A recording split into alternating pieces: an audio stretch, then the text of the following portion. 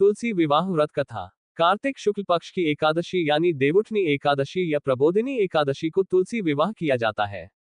इस दिन तुलसी जी का विवाह शालिग्राम से कराया जाता है। कुछ लोग एकादशी से पूर्णिमा तक तुलसी की पूजा करते हैं और 5वें दिन तुलसी शालिग्राम विवाह कराते हैं। ये समारोह बिल्कुल हिंदू रीति रिवाज के अनुसार सामान्य दूल्हा दुल्हन की शादी जैसा ही है।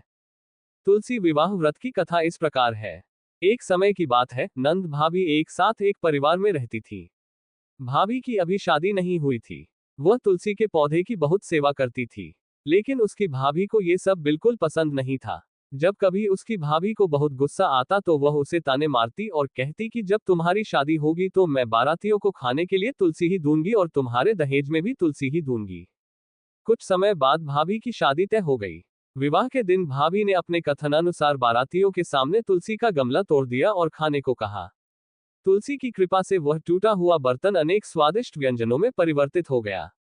आभूषण के नाम पर भाभी ने तुलसी मंजरी से बने आभूषण पहने थे।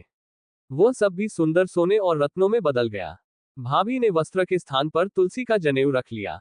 वह रेशमी और सुंदर वस्त्रों में बदल गया। ससुराल में नंद के दहेज की बहुत सराहना की जाती थी। ये बात भाभी के कानों तक भी पहुंच गई। उसे बहुत आश्चर्य हुआ। अब उसे तुलसी माता की पूजा का महत्व समझ में आया। भाभी की एक बेटी थी। वह अपनी पुत्री से कहने लगी कि तुम्हें भी तुलसी की सेवा करनी चाहिए। तुम्हें भी आंटी जैसे नतीजे मिलेंगे। उसने जबरदस्ती अपनी बेटी से सेवा करने को कहा, लेकिन लड़की का मन तुलसी की सेवा करने में नहीं लगा।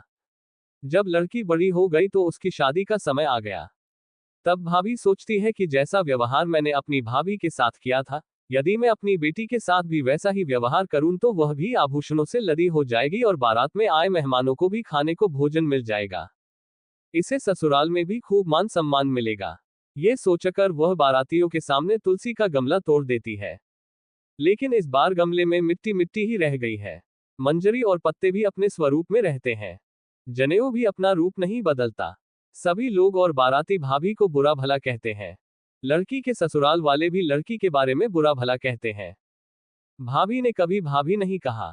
भाई ने सोचा कि मैं आकर अपनी बहन से मिलूंगा।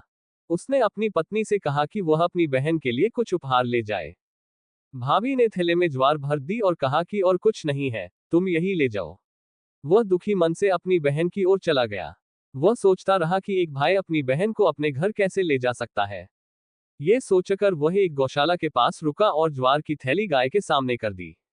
तब गाय चराने वाले ने पूछा कि तुम गाय के सामने हीरे, मोती और सोना क्यों रख रहे हो। भाई ने उसे सारी बात बताई और पैसे लेकर खुशी खुशी अपनी बहन के घर की ओर चल दिया। दोनों बहन भाई एक दूसरे को देखकर बहुत खुश होते हैं। तुलसी विवाह निम्न प्रकार से किया जाता है। तुलसी विवाह संपन्न करने के लिए एकादशी के दिन व्रत करना चाहिए और घर में तुलसी के साथ विष्णु की मूर्ति स्थापित करनी चाहिए। तुलसी के पौधे और भगवान विष्णु की मूर्ति को पीले वस्त्रों से सजाना चाहिए। पीला रंग भगवान विष्णु का प्रिय रंग है। तुलसी विवाह के लिए तुलसी के पौधे के गमले को केसर आदि से सजाएं। गमले के चारों ओर गन्ने का मंडप बनाएं। अब बर्तन को सुहाग के प्रतीक ओढ़नी या चुनरी से ढक दें। तुलसी के पौधे को साड़ी पहनाएं। गमले को साड़ी में लपेटें और तुलसी को चूड़ियां पहनाकर उनका श्रृंगार करें। इसके बाद एक नारियल को तिलक के रूप में दक्षिणा के साथ रखें। भगवान शालिग्राम की मूर्ति का सिंहासन हाथ में लें और तुलसी जी की 7 बार परिक्रमा करें। अंत में आरती की जाती है। इसके साथ ही विवाह समारोह संपन्न होता है।